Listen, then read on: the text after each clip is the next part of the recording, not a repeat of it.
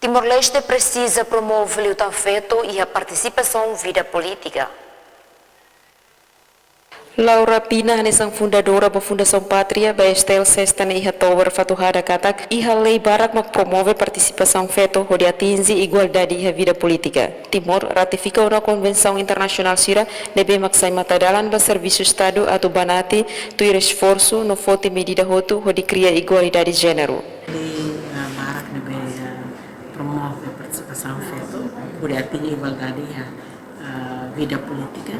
Estamos ratificando a Convenção Internacional Sira de Bemeca, saímos dalam bagi itanya serviço Estado Unido atau banat itu de hal esforço outro, outro medidas outras atau criar igualdade nessa feita humana e vida política.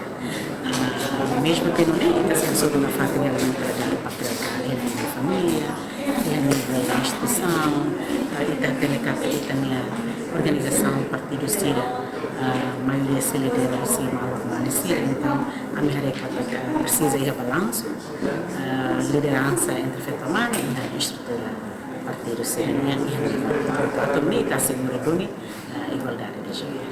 Niadihan sira rekata precisa iha balanço liderança entre feto humana e partido sira aturune assegura duni gênero.